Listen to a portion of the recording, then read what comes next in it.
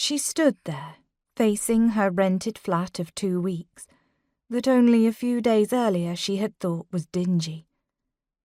Now that it was time to leave the place, she couldn't help but think it was quaint and charming and homey, and other words that people used when they wanted to make a place sound more wonderful than it was.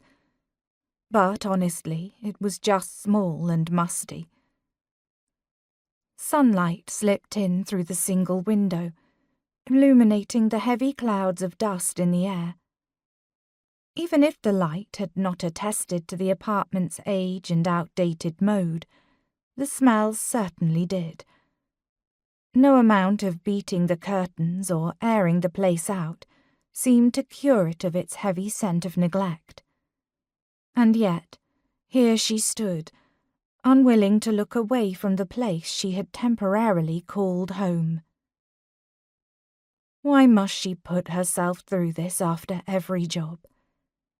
It would be easier to just turn around and walk away without looking back. Instead, her feet felt cemented to the floor, keeping her from moving on. She felt an odd tug of emotion from somewhere deep within her she didn't like, couldn't name, and really just wished it would go away. She had been feeling it more and more lately. It made her feel incapable of not taking the last few moments in every rented room or apartment to look around and imagine, for just one fleeting moment, what it would be like if she stayed. Time stretched for a moment as she stood still and allowed herself to imagine a different outcome. She pictured herself unpacking her worn valise and placing her few dresses into the oak wardrobe in the corner. She would trade out the dust in the empty vase on the table for a bundle of colourful flowers, and try her best to remember to refill the water when it looked low. When friends came over for a dinner party, they would all comment on the beauty and vibrancy of her flowers and insist on learning the secret to their longevity.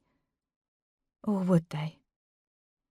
Rose didn't know exactly what close friends discussed at dinner parties, because she had never allowed herself to have friends. And as for loved ones, well, Papa had been gone 13 years now. All of this dreaming was really a useless waste of time. She wouldn't stay. She never did. Rose would continue to live her life the way she always had, and the way she preferred it. Alone.